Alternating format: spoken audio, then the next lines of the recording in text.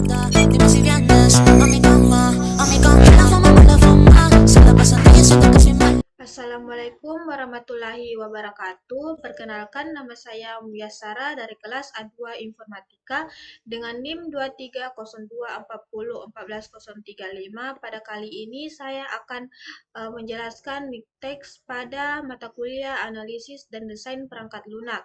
Yang pertama-tama di sini saya akan menjelaskan apa itu pengertian analisis dan desain perangkat lunak. Analisis perangkat lunak adalah proses mempelajari dan memahami kebutuhan pengguna terhadap sistem yang akan dibangun.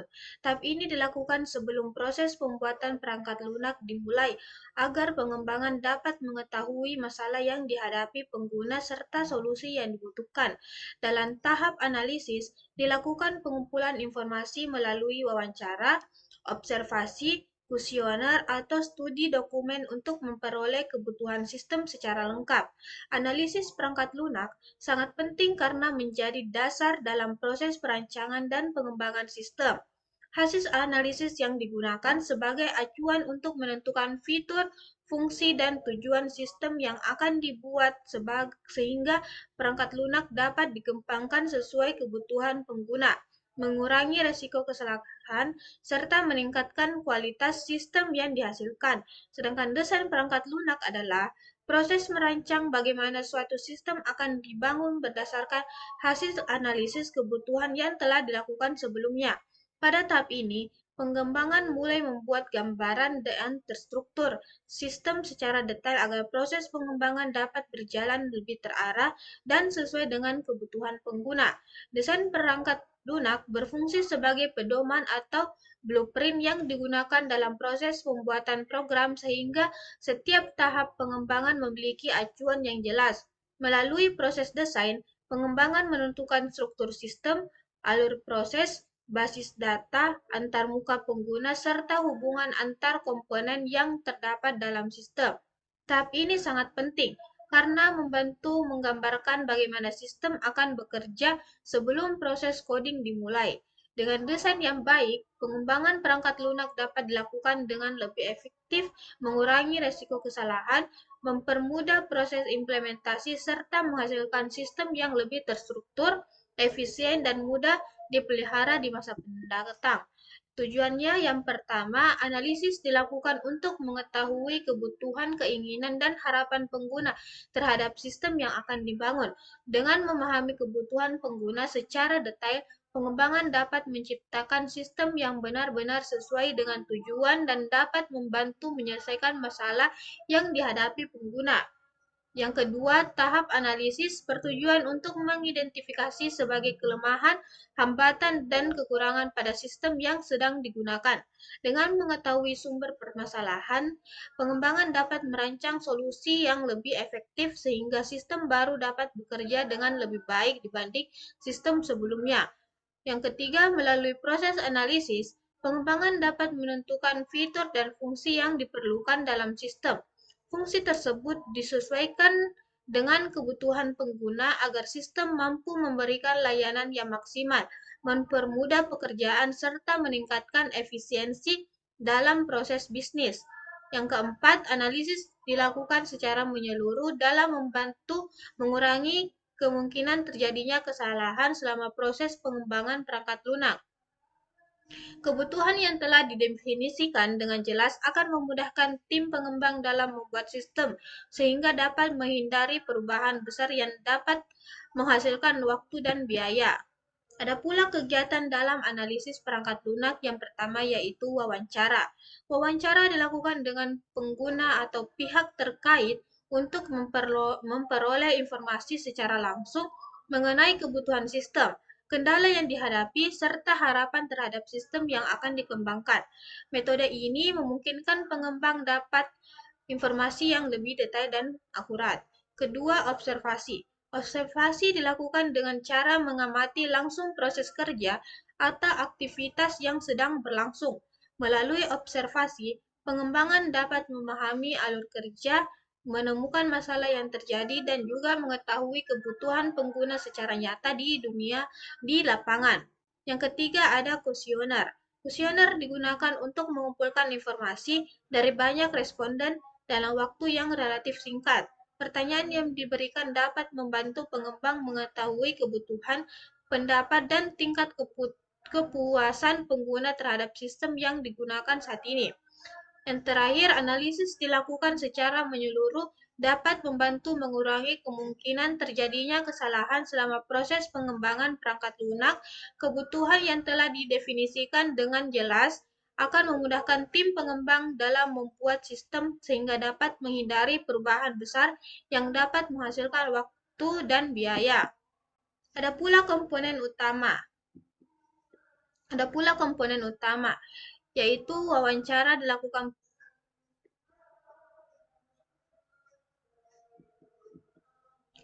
Yang kedua adalah black box dan white box testing. Pengujian perangkat lunak merupakan salah satu tahap penting dalam pengembangan sistem yang bertujuan untuk memastikan bahwa perangkat lunak dapat berjalan sesuai dengan kebutuhan dan spesifikasi yang telah ditentukan. Melalui proses pengujian, berbagai kesalahan atau bug dapat ditemukan dan diperbaiki oleh sistem. Pengujian dilakukan untuk memeriksa apakah setiap fitur itu berfungsi dan proses dalam sistem bekerja dengan baik, serta menghasilkan keluaran yang sesuai dengan harapan.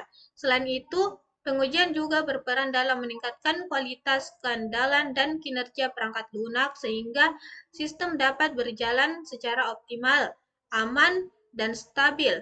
Dengan adanya pengujian yang baik, resiko terjadinya kesalahan dapat diminimalkan, kepuasan pengguna dapat ditingkatkan, dan perangkat lunak yang dihasilkan akan lebih siap digunakan dalam lingkungan nyata serta mampu meningkatkan kebutuhan pengguna secara efisien dan efektif.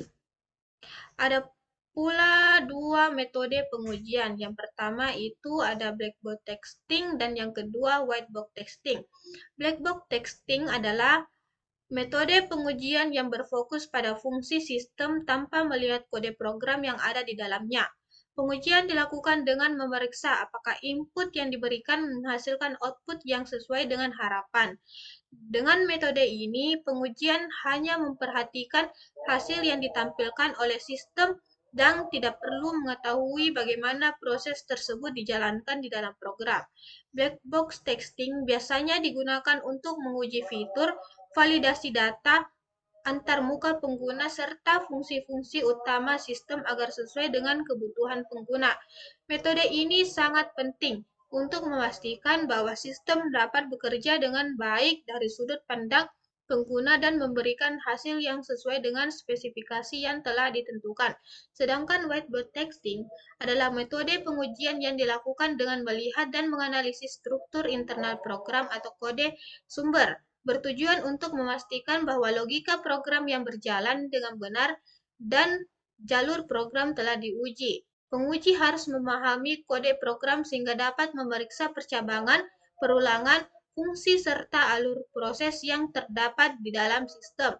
Metode ini membantu menemukan masalah logika, kesalahan perhitungan, maupun bagian kode yang belum berjalan dengan baik. Dengan melakukan whiteboard testing, pengembangan dapat meningkatkan kualitas perangkat, memastikan setiap bagian program berfungsi dengan benar, dan mengurangi resiko terjadinya kesalahan dalam sistem yang digunakan. Adapun karakteristik black box testing dan white box testing. Karakteristik black box testing adalah memiliki karakteristik utama yaitu pengujian dilakukan tanpa melihat atau mengetahui kode program yang ada di dalam sistem. Pengujian berfokus pada fungsi, fitur, input, dan output yang dihasilkan oleh sistem. Dalam metode ini, penguji hanya memeriksa apakah sistem memberikan hasil yang sesuai dengan kebutuhan dan spesifik yang telah ditentukan. Oleh karena itu, black box testing lebih berorientasi pada sudut pandang pengguna dan tidak memerlukan kemampuan pemrograman. Sedangkan karakteristik white box testing memiliki karakteristik yang berfokus pada struktur internal dan logika program. Penguji dilakukan dengan sumber serta menganalisis kode program untuk memastikan setiap bagian program berjalan dengan benar. Metode ini menguji percabangan, perulangan fungsi dan jalur eksekusi program secara detail karena melibatkan pemeriksaan kode program. Whiteboard texting memerlukan pemahaman tentang bahasa pemrograman yang biasa dilakukan oleh programmer atau developer. Adapun kelebihan dan kekurangannya. Yang pertama yaitu kelebihan dan kekurangan black box texting.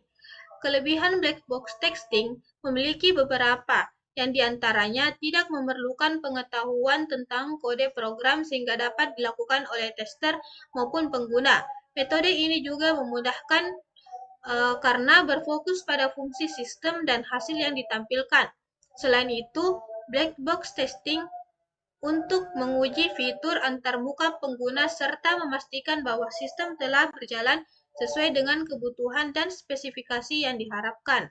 Kekurangannya memiliki beberapa, yaitu metode ini tidak dapat menguji struktur internal ataupun logika program karena penguji tidak melihat kode sumber. Akibatnya, masih ada kemungkinan kesalahan pada kode yang tidak terdeteksi. Selain itu, diperlukan banyak skenario pengujian untuk memastikan seluruh fungsi sistem telah diuji secara menyeluruh. Selanjutnya, ada kelebihan dan kekurangan white box texting. Kelebihan white box texting, penguji struktur internal dan logika program secara detail. Metode ini memungkinkan penguji untuk memeriksa setiap program, percabangan, serta perulangan yang terdapat dalam kode sumber. Dengan demikian, kesalahan logika, kode yang digunakan maupun potensi masalah lainnya dapat ditemukan lebih awal sehingga kualitas perangkat lunak menjadi lebih baik. Kekurangannya, memerlukan pengetahuan dan kemampuan pemrograman karena penguji harus memahami struktur kode program. Selain itu, proses pengujiannya cenderung lebih rumit dan membutuhkan waktu yang lebih lama dibanding black box testing. Pada sistem yang besar dan kompleks, pengujian juga menjadi lebih sulit karena banyaknya kode yang harus diperiksa dan dianalisis. Yang selanjutnya saya akan menjelaskan tentang SDLC dan tahapannya.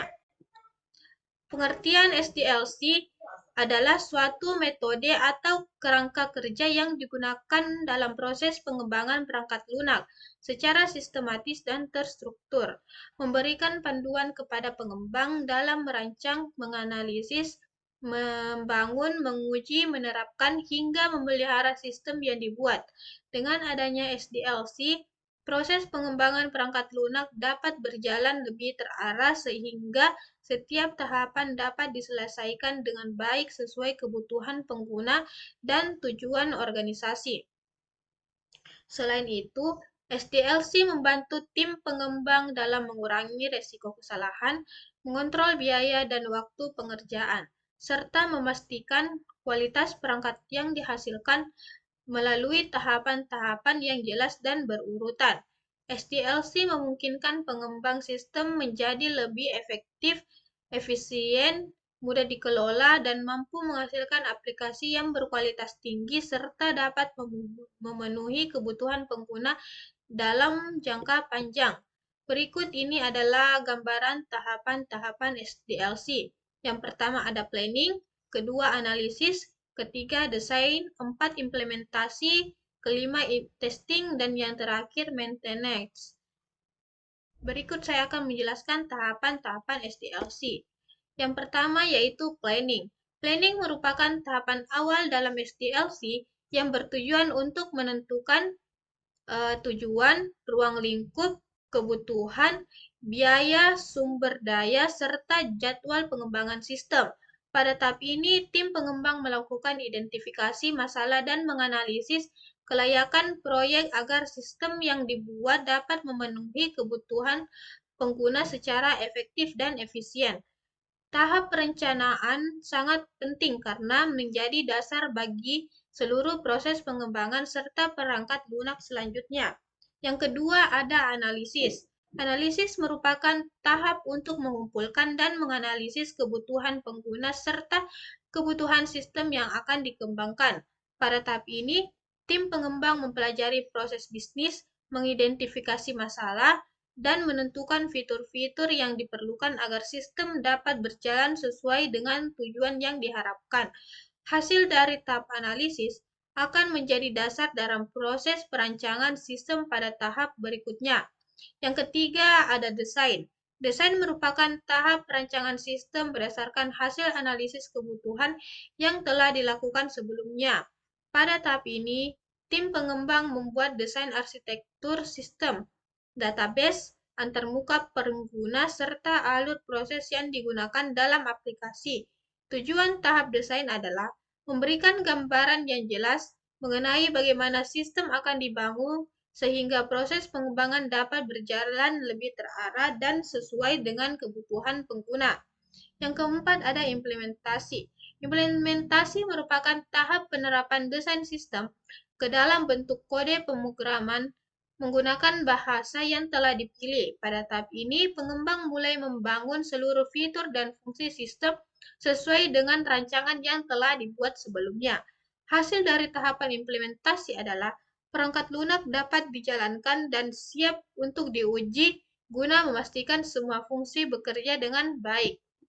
Yang kelima ada testing, merupakan tahap pengujian perangkat lunak yang telah dikembangkan untuk memastikan seluruh fungsi sistem berjalan sesuai dengan kebutuhan dan berbagi sistem pengujian untuk menemukan kesalahan, memperbaiki masalah yang ada, serta memastikan kualitas, keamanan, dan kinerja sistem.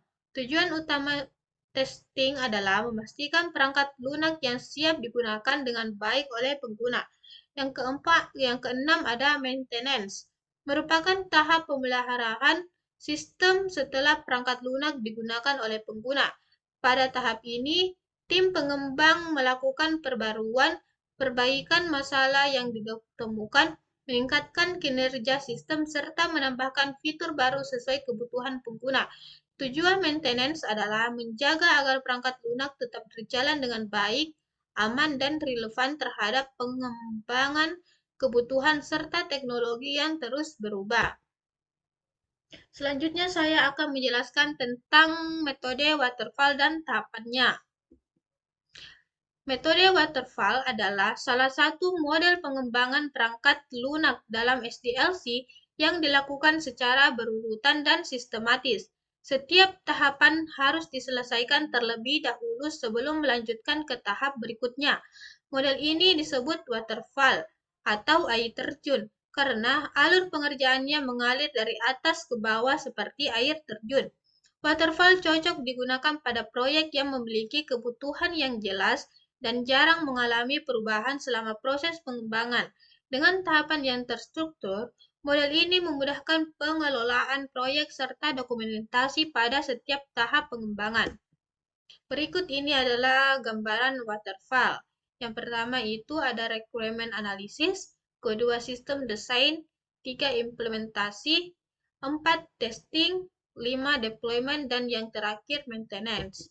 Di sini saya akan menjelaskan tahapan waterfall. Yang pertama yaitu analisis. Requirement analysis merupakan tahap awal dalam model waterfall yang bertujuan untuk mengidentifikasi, mengumpulkan, dan menganalisis seluruh kebutuhan pengguna dengan pihak yang terkait untuk memahami masalah, tujuan, serta fitur yang diharapkan. Informasi yang diperoleh kemudian didokumentasikan sebagai spesifik kebutuhan sistem yang akan menjadi dasar dalam proses perancangan dan pengembangan perangkat lunak. Tahap ini sangat penting karena menentukan arah pengembangan sistem dan membantu meminimalkan kesalahan pada tahap selanjutnya. Yang kedua ada sistem desain. Sistem desain merupakan tahap perancangan sistem berdasarkan kebutuhan yang telah ditentukan pada tahap requirement analysis. Tahap ini pengembang membuat rancangan secara rinci mengenai struktur sistem, database, antarmuka pengguna, serta arsitektur perangkat lunak. Tujuannya memberikan gambaran yang jelas tentang bagaimana sistem akan dibangun dan diimplementasikan. Hasil dari tahap ini menjadi pedoman bagi pengembang dalam proses pembuatan kode program sehingga pengembang perangkat lunak dapat berjalan lebih struktur dan sesuai dengan kebutuhan pengguna. Yang keempat ada implementasi. Implementasi merupakan tahap pengembangan sistem berdasarkan desain yang telah dibuat pada tahap sebelumnya. Secara keseluruhan, rancangan sistem diterjemahkan ke dalam bentuk kode program menggunakan bahasa pemrograman yang sesuai. Pengembangan mulai membuat setiap modul dan fungsi sistem sesuai dengan spesifik yang telah ditentukan. Setelah proses pengodean selesai, setiap modul biasanya diuji secara individual untuk memastikan bahwa fungsi berjalan dengan baik. Hasil dari tahap ini adalah perangkat lunak yang telah dibangun dan siap untuk memasuki tahap pengujian secara menyeluruh. Yang keempat ada testing. Testing merupakan tahap yang dilakukan setelah proses implementasi itu selesai. Tahap ini bertujuan menguji seluruh fungsi dan komponen sistem guna memastikan bahwa perangkat lunak telah bekerja sesuai dengan kebutuhan dan spesifik yang telah ditetapkan pada tahap sebelumnya. Pengujian dilakukan untuk menemukan kesalahan, bug, ataupun ketidaksesuaian yang mungkin terjadi selama proses pengembangan. Yang kelima ada deployment. Deployment merupakan tahap penerapan perangkat lunak setelah berhasil melewati proses pengujian. Pada tahap ini, sistem yang telah dikembangkan, dipasangkan, dan dijalankan pada lingkungan operasional sehingga dapat digunakan oleh pengguna. Proses deployment meliputi instalasi sistem, konfigurasi, serta penyesuaian agar perangkat lunak dapat berfungsi dengan baik pada lingkungan yang sebenarnya. Tahap ini menjadi penting karena menandai bahwa sistem telah siap digunakan untuk mendukung kebutuhan pengguna dan tujuan organisasi. Selain itu, pengembang juga dapat memberikan pelatihan dan panduan pengguna agar pengguna dapat mengoperasikan sistem yang lebih efektif.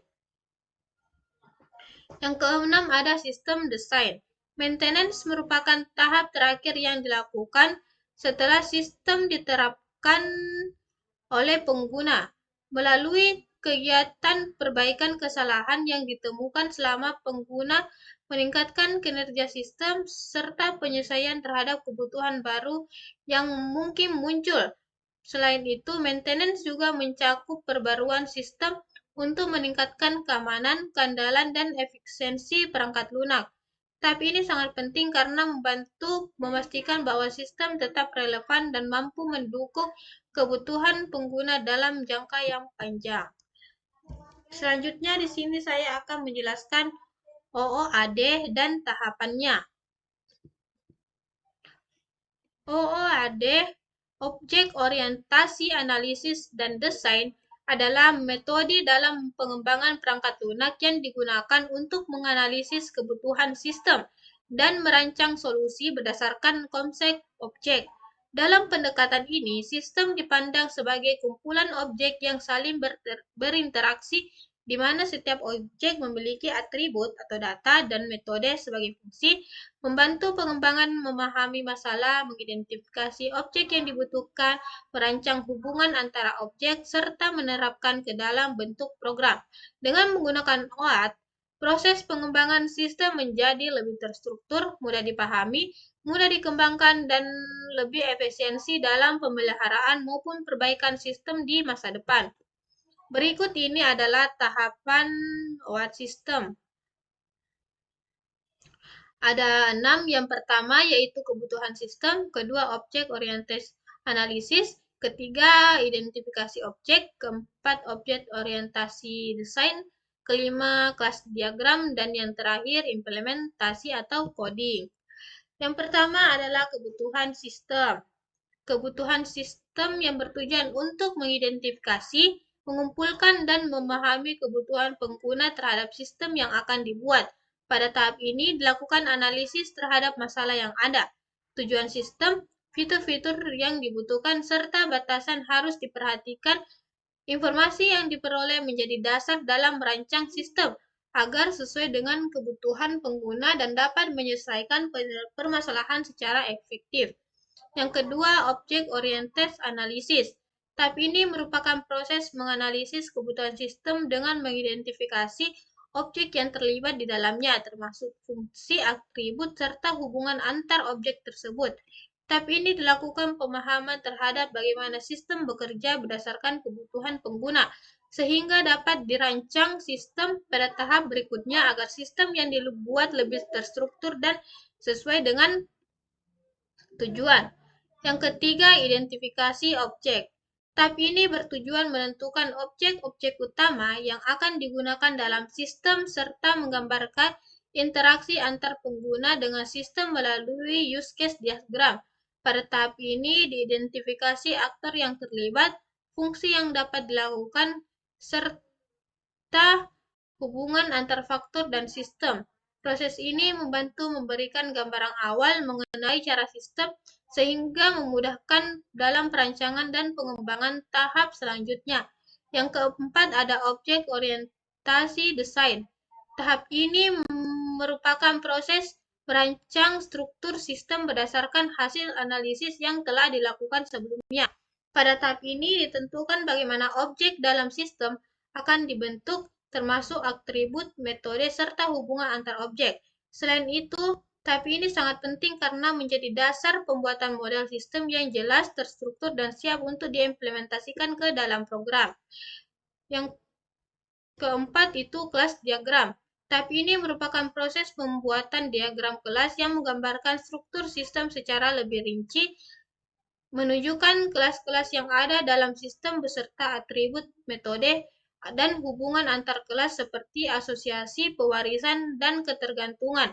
Diagram ini membantu pengembangan memahami susunan sistem secara jelas, sehingga memudahkan proses implementasi program dan memastikan setiap bagian sistem saling terhubung dengan baik. Selanjutnya, saya akan menjelaskan apa itu RAD dan tahapannya. RAD adalah metode pengembangan perangkat lunak yang menekankan proses pembuatan sistem secara cepat melalui pembuatan prototipe, keterlibatan aktif pengguna, dan perbaikan sistem secara berulang. Metode ini memungkinkan pengembang dan penguji bekerja sama secara langsung dalam merancang, menguji, serta menyempurnakan sistem sehingga sesuai dengan kebutuhan.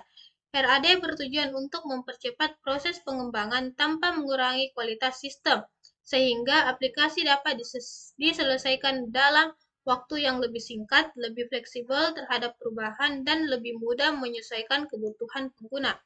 Berikut ini adalah gambar tahapan RAD. Tahapan RAD yang pertama yaitu Requirement Planning. Tahapan awal dalam metode RAD yang bertujuan untuk mengidentifikasi kebutuhan sistem, tujuan aplikasi, serta masalah yang ingin diselesaikan pada tahap ini. Pada tahap ini, pengembangan dan pengguna melakukan diskusi untuk mengumpulkan informasi terkait kebutuhan sistem, fitur yang dilakukan, serta batasan yang harus diperhatikan. Hasil dari tahap ini menjadi dasar dalam proses pengembangan selanjutnya. Yang kedua ada user design. User design adalah tahap perencanaan sistem yang melibatkan pengguna secara langsung dalam proses pengembangan. Pada tahap ini dilakukan pembuatan rancangan awal atau prototipe, kemudian diperbaiki dan disempurnakan berdasarkan masukan pengguna, serta diuji untuk memastikan sistem sesuai kebutuhan. Proses ini dilakukan secara berulang melalui tahapan prototipe, refine, dan test sehingga menghasilkan desain sistem yang optimal dan siap untuk dikembangkan lebih lanjut. User design ada 3 di dalamnya. Yang pertama ada prototype, refine, dan test. Prototype adalah model awal atau contoh sederhana dari sistem yang dibuat untuk menunjukkan gambaran cara kerja aplikasi. Prototipe membantu pengguna memahami bentuk sistem sebelum dikembangkan lebih lanjut. Yang kedua, refine. Tahap ini memperbaiki dan menyempurnakan prototipe berdasarkan hasil evaluasi dan masukan pengguna. Proses ini dilakukan berulang agar sistem menjadi lebih baik. Yang ketiga, ada tes.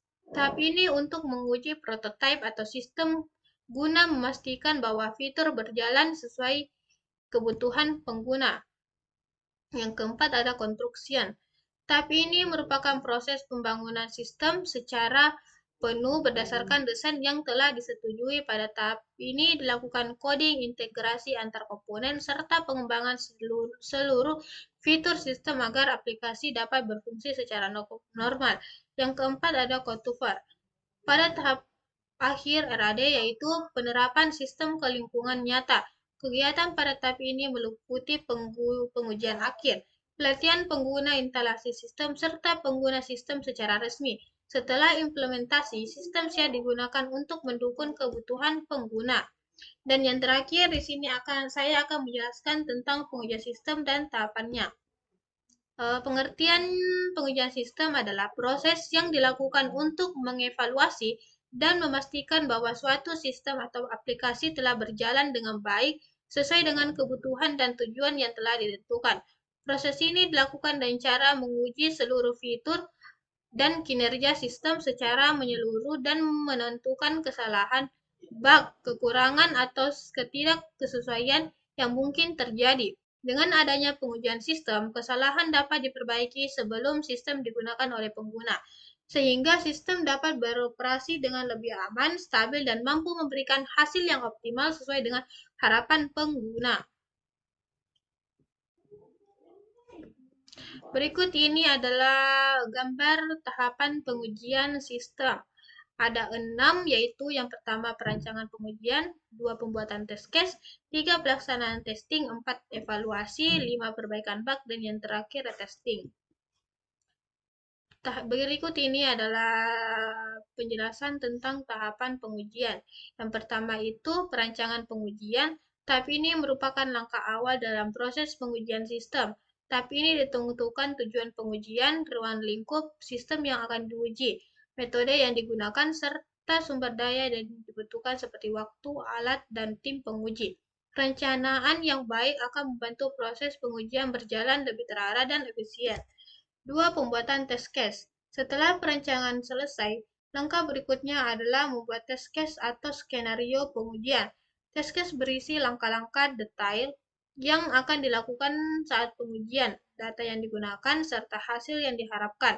Dengan adanya test case, pengujian dapat dilakukan secara sistematis dan terstruktur. Yang ketiga ada pelaksanaan testing. Pada tahap ini, test case yang telah dibuat dijalankan pada sistem. Pengujian akan mencoba berbagai skenario untuk memastikan setiap fungsi berjalan dengan baik. Jika ditemukan kesalahan atau bug, maka akan dicatat untuk diperbaiki pada tahap selanjutnya. Yang 4, evaluasi hasil. Setelah pengujian dilakukan, hasilnya akan dianalisis dan dievaluasi. Pada tahap ini dilihat apakah sistem sudah sesuai dengan kebutuhan atau masih terdapat kekurangan. Evaluasi ini penting untuk menentukan langkah berikutnya. Apakah sistem sudah layak digunakan atau perlu perbaikan? Yang kelima, perbaikan bug. Jika ditemukan kesalahan pada tahap sebelumnya, maka dilakukan perbaikan bug. Tim pengembang sistem akan memperbaiki masalah yang ditemukan agar sistem dapat berjalan dengan lebih baik dan sesuai dengan harapan. Yang keenam, ada retesting. Tahap terakhir adalah melakukan pengujian ulang terhadap sistem yang telah diperbaiki. Tujuannya untuk memastikan bug sudah benar-benar diperbaiki dan tidak menimbulkan masalah baru. Jika masih ditemukan masalah atau kesalahan, maka proses akan kembali ke tahap perbaikan sehingga sistem benar-benar siap digunakan. Kesimpulannya, analisis dan desain perangkat lunak merupakan proses penting dalam pengembangan perancangan sistem untuk memahami kebutuhan pengguna dan merancang solusi yang tepat. Pengembangan perangkat lunak dapat dilakukan dengan berbagai metode seperti SDLC, waterfall, OWASP, dan RAD yang memiliki tahapan serta karakteristiknya masing-masing. Selain itu, pengujian perangkat lunak melalui metode black box testing, serta tahapan pengujian sistem dilakukan untuk memastikan sistem berfungsi dengan baik, bebas dari kesalahan, dan sesuai dengan kebutuhan pengguna. Dengan penerapan metode pengembangan dan pengujian yang tepat, perangkat lunak yang dihasilkan akan memiliki kualitas yang baik, mudah dikembangkan, serta mampu memberikan manfaat yang optimal bagi penggunanya. Sekian dari saya. Terima kasih. Assalamualaikum warahmatullahi wabarakatuh.